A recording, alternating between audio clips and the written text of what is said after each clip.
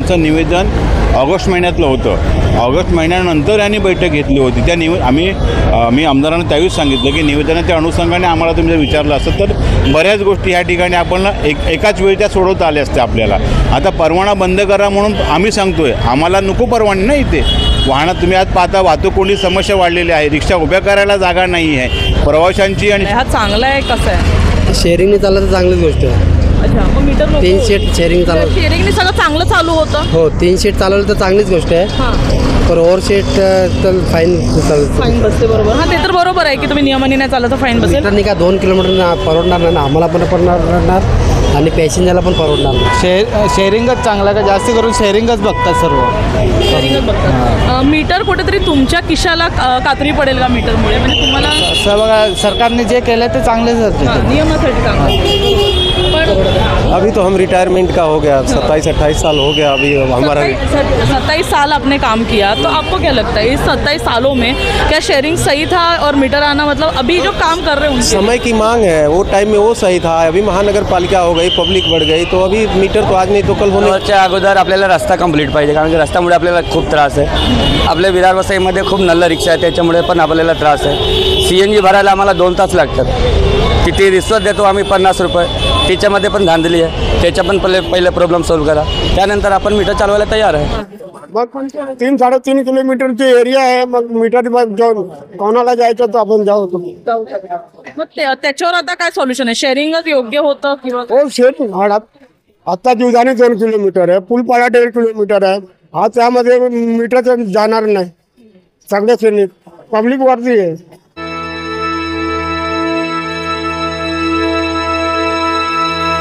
नमस्कार, आता आपण विरारमध्ये उपस्थित आहोत. विरार पूर्वेला एकदा या ठिकाणी तुम्ही कॅमेरा फिरवू शकता. आता आपण आजूबाजूला रिक्षा स्टँड आहे आणि जसं आपल्याला माहीत असेल तर 15 नोव्हेंबरपासून गेल्या काही दिवसांपूर्वी घोषणा झाली होती की 15 नोव्हेंबरपासून जे ते वसई विरारमध्ये मीटर रिक्षा सुरू होणार आहे. जी मागणी गेल्या अनेक महिन्यांपासून केली जात होती की वसई विरारमध्ये मीटर रिक्षा सुरू होणार आहे. यासाठी वसईचे जे आमदार आहेत स्नेहा दुबे पंडित हे प्रताप सरनाईक परिवहन मंत्री यांना भेटल्या, त्यांना निवेदन दिलं आणि त्यांच्यासोबत वसई विरार महानगरपालिकेचे आयुक्त देखील होते आणि या निवेदनामध्ये जे आहे ते मीटर रिक्षाची मागणी केली होती. या निवेदन दिल्यानंतर 15 नोव्हेंबर पासून मीटर रिक्षा सुरू होणार असं सांगण्यात आलं आणि मीटर रिक्षा हे काही प्रमाणावर वसई विरारमध्ये सुरू झाले. काही प्रमाणावर यासाठी कारण हे मीटर रिक्षा जे आहे ते ट्रायल बेसिसवर सुरू झालेत. वसई विरारमध्ये पूर्णतः मीटर रिक्षा अजून सुरू झालेले नाही आहेत. त्यामुळे तुम्ही जर आपल्या रिक्षा चालकासोबत म्हणजे तुम्ही प्रवास करत असाल तर तुम्ही शेअरिंगनेही प्रवास करू शकता आणि मीटरनेही प्रवास करू शकता. आणि जर तुम्हाला मीटरने जायचं असेल तुम्ही आपल्या रिक्षा चालकाला सांगू शकता, शेअरिंगने जायचं असेल तरी सांगू शकता. म्हणजे कुठेतरी हे जे मीटर रिक्षा चालकांचं जे काही माहिती देण्यात येते ही ट्रायल बेसिसवर आहे. येणाऱ्या काळामध्ये अनधिकृत स्टँड असतील किंवा अधिकृत स्टँड असतील जागा मिळवून देणे. कारण जर आपण बघितलं तर इथे एक स्टँड आहे, इथे एक स्टँड आहे, विविध ठिकाणी स्टँड आहेत. त्यामुळे जागांची देखील कमतरता होते अनेकदा आणि रिक्षा फिरवायला देखील जागा नसते गर्दीच्या वेळेस. आणि त्याचबरोबर अनधिकृत रिक्षा चालक असतील ज्यांचे काही परवाने नाही आहेत ते देखील मिळवून देणे. हे सगळ्या गोष्टी पाहिल्यानंतर कुठेतरी जे आहेत ते मीटर रिक्षा चालू होतील आणि त्याला अजूनही काही विलंब जाणार आहे. इतकंच नाही तर या संपूर्ण मुद्द्यामध्ये आणखी एक माहिती आहे की शेअरिंग ऑटोचे दर कशा प्रकारे निश्चित झालेले आहेत याबाबत देखील माहिती आहे. तसं जर तुम्हाला शेअरिंग बसवण्यासाठी एखादा रिक्षा चालक मनाई करतो त्यावर काय आहे तर त्यावर देखील आता माहिती घेण्यासाठी आपण आता उपस्थित आहोत विरार पूर्वेला आणि आपल्यासोबत आहेत ऑटो रिक्षा चालक मालक महासंघटनेचे अध्यक्ष महेश कदम जी आपण त्यांच्याकडून जाणून घेऊया. सर, ट्रायल बेसिसवर हे सगळं सुरू झालेलं आहे आणि जनतेला वाटतंय की 15 नोव्हेंबर पासून मीटर रिक्षा सुरू झाले, त्यामुळे काय संभ्रम नाही, हा संभ्रम निश्चितच निर्माण होणार आहे. कारण गेले अनेक वर्ष म्हणजे जवळजवळ 30 वर्षापासून ही शेअरिंगची परंपरा ह्या ठिकाणी चालू होती आणि शेअरिंग चालू असताना हा सुद्धा एक तो RTAचा निर्णय आहे. म्हणजे महाराष्ट्र शासनाच्या परिवहन विभागातून 3 समित्या गठीत केलेल्या असतात. एक राज्य प्राधिकरण म्हणून असतं, एक मुंबई महानगर परिवहन प्राधिकरण क्षेत्र असतं आणि एक प्रादेशिक परिवहन प्राधिकरण म्हणून असतं. या तिन्ही ठिकाणी केलेलं क्षेत्र आहेत. आपण पूर्वी ठाणे जिल्ह्यामध्ये आपण समाविष्ट होतो, त्यामुळे ठाणे जिल्ह्याचे कलेक्टर त्याचे अध्यक्ष असतात. त्या समितीने एक निश्चित फॉर्म्युला तयार केलेला असतो. त्या फॉर्म्युलामध्ये तुमचं ठरलेला दर जो असतो तो दर आणि शेअरिंगमध्ये तुम्हाला 33% वाढ दिली जाते. मग 33% पूर्वी 25% होती, टॅक्सीला वेगळी आहे, रिक्षाला वेगळी आहे, अशी करून 25% पूर्वी होती. आता आपण वाढत्या महागाईच्या दृष्टिकोनातून 33% वरती आणून ठेवलेले आहे. आणि 33% अधिक देऊन भाडं आपण जे काही 3 पैशामध्ये आपण त्याची उभाकणी करतो. हा जरा शेअरिंगचा फॉर्म्युला झालेला आहे.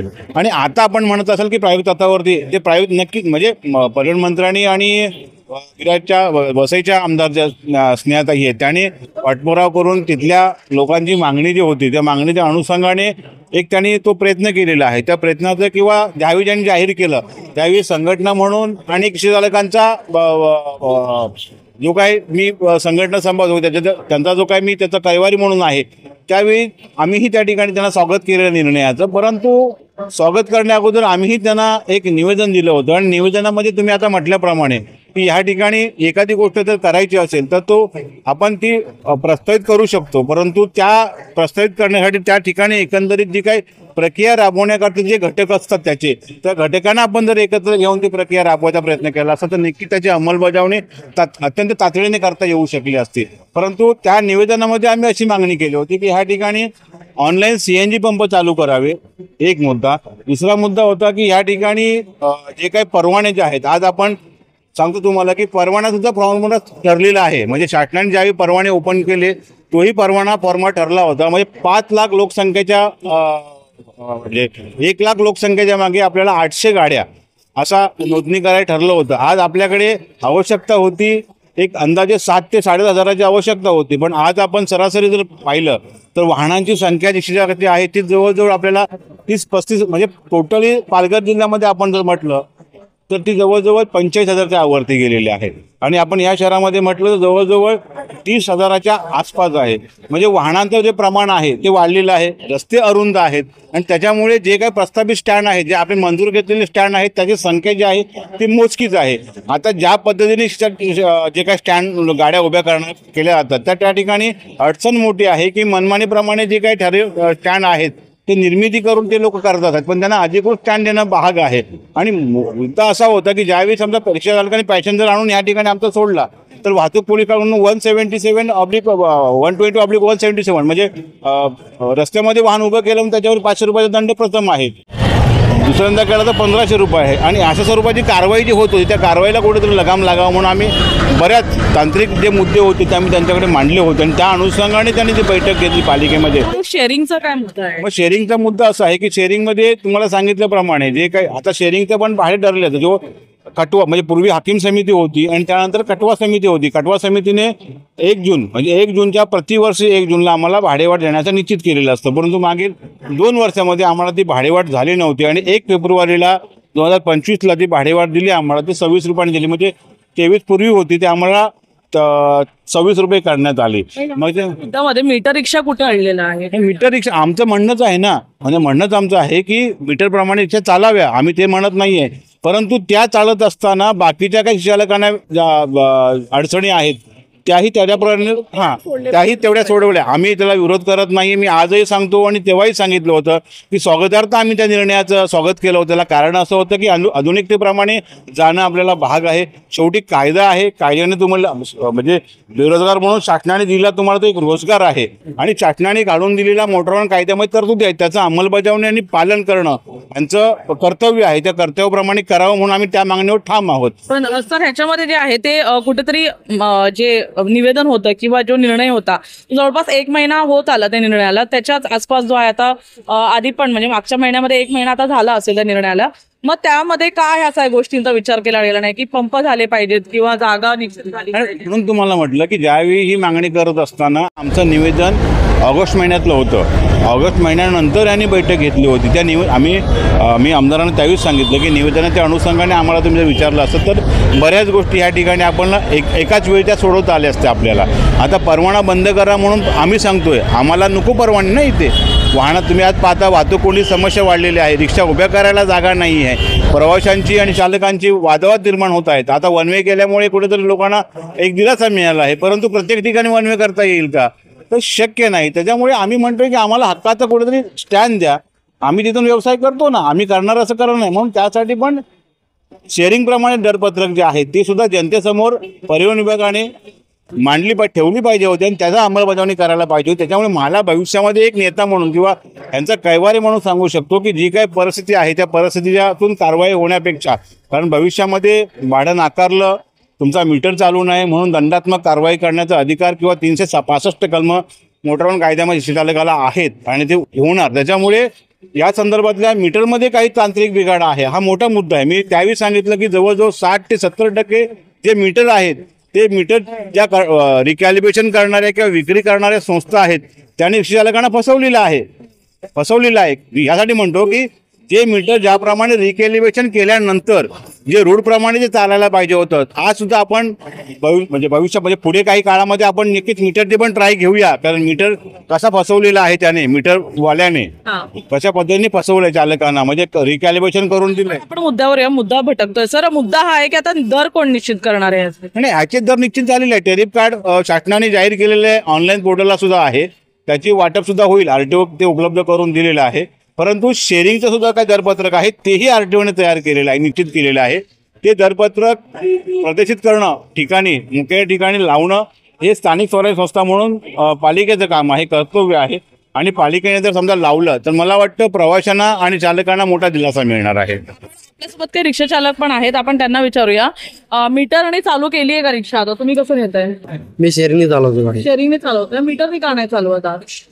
मीटरचा प्रॉब्लेम आहे, मीटर चालवू शकत नाही ना. का मीटरने परवडणार नाही आपल्याला. मीटरने नाही परवडणार? मीटरचे दर कमी आहेत का? हो, कमी आहे. हो. अच्छा, मग आता काय वाटतंय, हा जो निर्णय झालाय हा चांगला आहे कसा आहे? शेअरिंगने चाललं तर चांगलीच गोष्ट आहे. अच्छा, मग मीटर 3 सीट शेअरिंग चालवलं. शेअरिंगने सगळं चांगलं चालू होतं. हो, 3 सीट चालवलं तर चांगलीच गोष्ट आहे.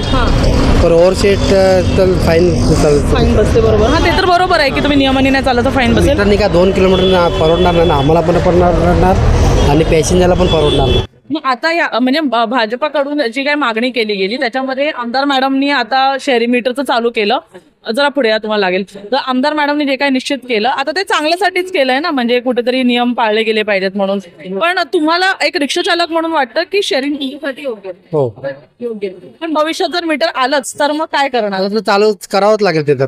रिक्षाला मीटर आहे तुमच्या? हो, आहे. पण तुम्ही चालवत नाही आणि अजून कोणी मागितलं नाहीये मीटर नाही ना, मागितलं तर नाही, पण आता सध्या शेअरिंगने चालवते. शेअरिंग बरं. तुम्ही मीटरने चालवताय की शेअरिंगने चालवताय? वापर करता मीटरचा? भाई 2 मिनिटं. शेअरिंग मीटिंग दोन्ही पण करू. आता नेला का तुम्ही मीटरने? शेअरिंगला जास्ती करून लावलंय.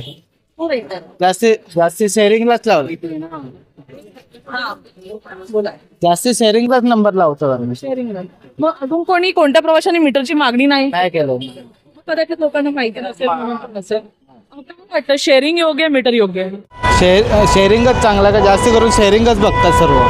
शेअरिंगच बघतात. मीटर कुठेतरी तुमच्या खिशाला कात्री पडेल का मीटरमुळे? म्हणजे तुम्हाला असं बघा, सरकारने जे केलं ते चांगलेच होते. नियमासाठी चांगलं. पण तुम्हाला योग्य काय वाटतं? कारण आता तुम्ही पण 2 पैसे कमवायला उभं राहता. जसं पब्लिक बसणार तसं आम्हाला न्यायलाच लागणार ना.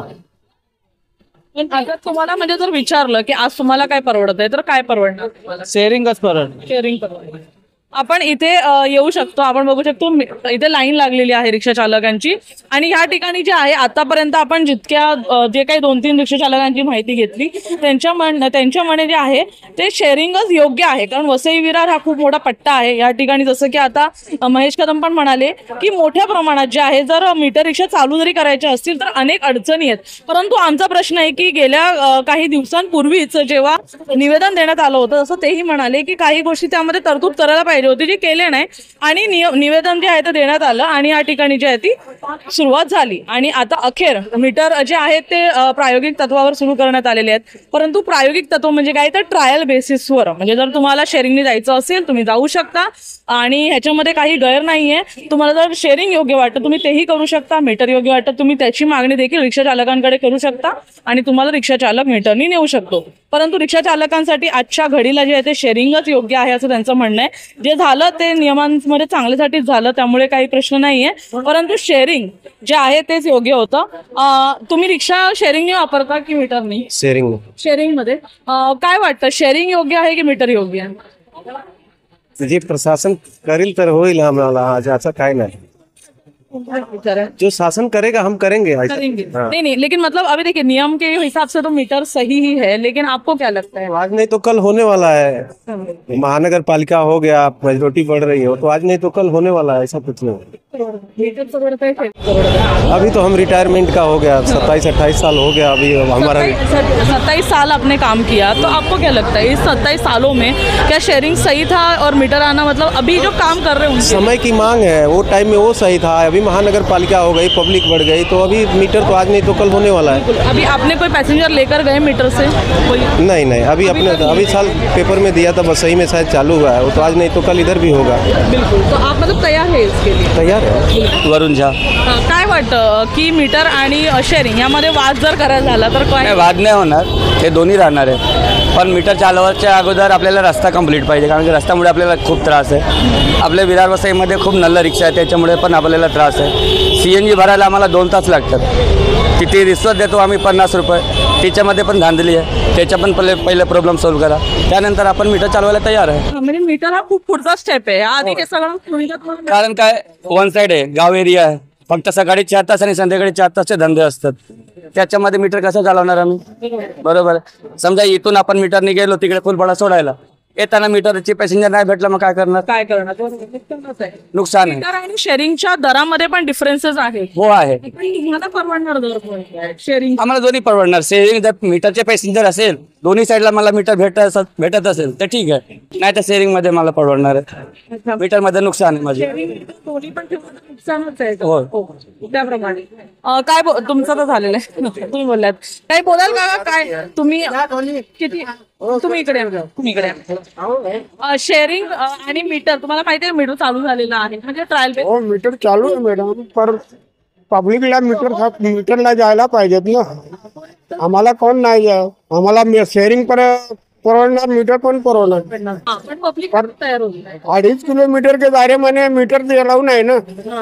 मग 3-3.5 किलोमीटरची एरिया आहे, मग मीटर जाऊन कोणाला जायचं तर आपण जाऊ. मग त्याच्यावर आता काय सोल्युशन आहे? शेअरिंगच योग्य होतं किंवा हो शेअरिंग आता जीवदानी 2 किलोमीटर आहे, पुलपाडा 1.5 किलोमीटर आहे. हा त्यामध्ये मीटर जाणार नाही. सगळे श्रेणी पब्लिक वरती आहे. काही रिक्षा चालक म्हणतात की मीटर हा खूप नंतरचा टप्पा आहे, म्हणजे त्याच्या आधी रस्ते पाहिजे होते, CNG पंप चांगले पाहिजे होते, स्टँड चांगले पाहिजे होते, ते मिळाले नाही, डायरेक्ट मीटर करण्यात आलं. काय सांगतात? ते पण होतीच गोष्टी आहे ना मॅडम. कोणसा रोड चांगला आहे, कुठला रोड आहे विरार मध्ये रिक्षा चालवायचं, तुम्ही मीटर मध्ये नाही. शेअरिंग रोड व्यवस्थित करा ना तुम्ही, आणि मीटरला चालू करा आणि शेअरिंग मध्ये चालू करा. ते तुमच्या वरती रोड दुरुस्ती करा ना. आम्हाला जायला रस्ता पाहिजे ना. म्हणजे बाकीच्या सुविधा नाही केल्या, डायरेक्ट मीटर चालू करू. डायरेक्ट मीटर हे उचित गोष्टी नाही. ठीक आहे. या तर आपण या ठिकाणी पाहिलं तर जे आतापर्यंत जितक्या रिक्षा चालकांशी आम्ही बोललो, एकानी पण अजूनही शेअरिंग मीटरने जे आहे ते ग्राहक नेलेले नाहीयेत. परंतु जे रिक्षा चालकांचं म्हणणं आहे की परवडण्यासारखं पण नाही, कारण मीटरचे दर खूप वेगळे आहेत, शेअरिंगचे दर वेगळे आहेत. जो रिक्षा चालक इथे 8-10 तास उभा राहतो त्याला अपेक्षा असते की आपले एक रक्कम ती जमा झाली पाहिजे. काही ठिकाणी तुम्हाला माहिती असेल तर रॅपिडोचा मुद्दा पण आपण उचलला होता. रॅपिडोमुळे देखील मोठ्या प्रमाणात रिक्षा चालकांचं आधीच नुकसान होतं आणि मीटर आल्यावर अजून नुकसान होईल असं देखील त्यांना कुठेतरी वाटतं. पाहण्यासारखं असेल संपूर्ण मुद्द्यामध्ये पुढे काय होतं. म्हणजे हा मीटरचा मुद्दा आहे तो पुढे किती गरम होतं, कारण येणाऱ्या काही काळामध्ये निवडणुका देखील आहेत आणि संपूर्ण हे संपूर्ण मुद्दा जो आहे तो भाजपाच्या आमदार यांच्याकडून इथे अंमलात आणण्यात आलेला आहे, प्रायोगिक तत्वावर आहे. त्यामुळे पाहण्यासारखं असेल कुठेतरी हाच मुद्दा निवडणुकीचा मुद्दा बनतो का. धन्यवाद.